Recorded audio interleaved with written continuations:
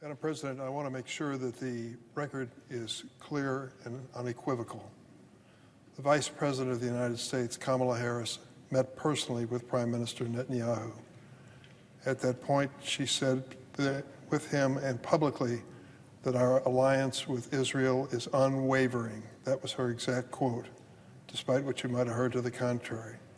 And then she went on to say she believed that Israel had the right to exist and the right to defend itself, but how it does it makes a difference. That is a significant statement, because what she's suggesting is our alliance has to reflect our values as well as our commitment to Israel.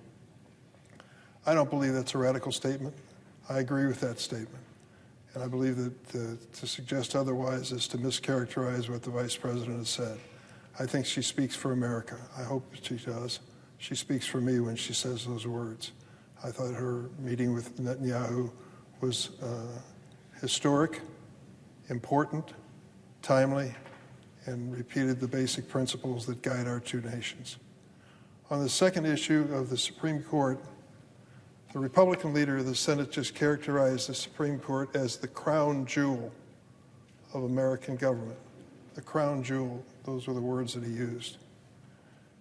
Let me ask you if you think this reflects a crown jewel.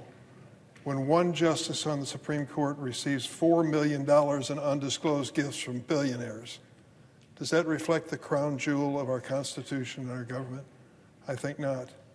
No other federal judge could get by with what Clarence Thomas did, to receive millions of dollars worth of travel and gifts and not report them publicly. I don't accept that as routine. I think it is an aberration and reflects poorly on the court and its integrity. It is time for change. President Biden is saying that today. I'll study his detailed suggestion, but I certainly agree with him that the 9 people serving on the U.S. Supreme Court should not be treated differently than any other federal judges when it comes to transparency and accountability for their actions. If the court is going to have any credibility when it comes to its integrity, it must reflect that in its actions. Receiving and failing to report gifts of that magnitude is an embarrassment to the whole nation. The Republicans should get on board a bipartisan effort. We passed an ethics bill in the Senate Judiciary Committee. It was authored by Senator Whitehouse of Rhode Island. It's pending on the calendar. It should be called this year, sooner the better.